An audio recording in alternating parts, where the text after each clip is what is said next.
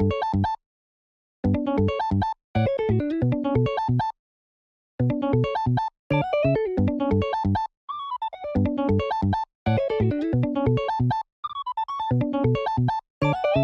what's up, ladies and gentlemen? Good to see you again, and what a wild last, 12 hours it's been for the One Piece community.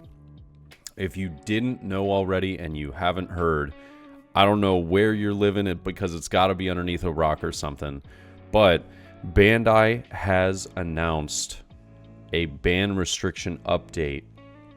And as of, let's see, where is it? As of November 10th, OPO1, Law, these were the decks they were talking about. Law and Newgate were gaining, a lot of power from some of these cards. But as of November 10th, OPO1 16 Nami, OPO2 Newgate Leader, and OPO2 5 Curly Dodon, aka your favorite 2-cost search any 1-cost searcher to search more cards.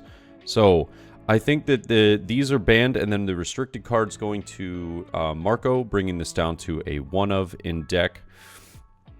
I feel like that was... I'm not really entirely certain about why the restriction for this happened with these characters as well as the leader being banned. I think that this is just... I don't know. I'm not sure why this was restricted. But Nami being banned, I can see it. It's just surprising, I guess. I really didn't expect Nami to be banned. Yeah, I mean, she is easily one of the best searchers, if not, arguably the best searcher because of how many hits she has in every single type, or every single color, excuse me. It's pretty crazy, but I still wasn't expecting it to get hit. Dodon and Newgate, though, make a lot of sense. I know a lot of people are going to be like, oh my god, oh, Red is now dead. No, Red's probably still going to be alive. It's just going to be closer to being balanced, which I don't think, when I say closer to being balanced, I don't think that it's still going to be too strong. I do think that it's going to be probably a little less desirable than some decks that now have a little advantage on consistency. But I mean, that's the problem, is if you're going to complain about, well, now my red deck isn't consistent, well, pretty much every other deck in the format has not had anywhere near the levels of consistency that red can provide because of how many insanely good searchers they have. Just Curly Dodon being able to find, any other 1-cost searcher made Law a force to be reckoned with. And then, Nami just being able to find pretty much any of the cards in your deck, because a lot of the times the archetype will be running 17 plus Straw Hats, 20 plus Straw Hats. So it's like, oh my gosh, what in the world? How do you miss? You don't miss that. But I still think Nami felt like a little bit of an overstretch. At least that could have been maybe a restricted card versus a banned card. That felt a little harsh, but yeah, I don't know. The Marco was a little odd to me, but to each their own. To each their own. I just think this is really interesting. There's a lot of people that I've been seeing in the Twitter replies as well as in Discords that are complaining about how Katakuri is just going to be unstoppable now. I can agree that the fact that they didn't touch 10-drop Big Mom is at least that's where I'm confused about the Marco. Is instead of the Marco, I feel like the 10 cost Big Mom should have been restricted. I'm like, what are we doing here with the Marco? Yeah, but Katakuri. See, the thing is, people thought that the only answer to Katakuri was red, right? It had to have been Law, had to be Whitebeard, something like that, right? That's just not true. It's just not true.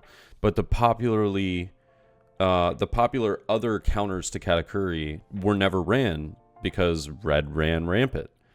You wouldn't want to run Magellan because you would run up against a Zoro or a Whitebeard, even a Law. you just didn't want to do it. You were like, this is silly, you know? It's going to be a really tough match, and like the odds of me winning this are relatively low, so I don't want to do this. So with them restricting and banning some of these cards, now you can see some of these counter decks that were initially like nobody would want to play because, you know, it's just you go up against red, you lose. Now we might be seeing some play from them. So Magellan's going to be very, very good with the starter deck 10 editions. Very good. So you see Magellan answering stuff like Katakuri. You see Blue Purple Kaido gaining a little bit of, you know, some tech choices as well as some nice little pieces that go into that deck list. And I mean, there's going to be a lot of counter for yellow that people just aren't thinking of yet. It's the first like 12 hours of this. It's not going to be that big of an issue. The problem is that yellow can just high roll and get 3 10-drop big moms in a row, and you might still just lose the game based off that. So I don't think Katakuri is going to be that much of a menace if people start to pick up more challenging decks, but I do think that it's going to shake the meta up a little bit. Granted, it feels as though this is far too late. Yeah, seeing the ban on Whitebeard at the end of set 4 seems kind of silly. Well, I guess middle of set 4, but it seems kind of silly. It's necessary, needed to happen 100%. It's just silly that it happened so late. Like, it's, I don't know, a little disheartening that how did we not see this in OPO 3? How did we have to wait till OPO 4 to get where we are?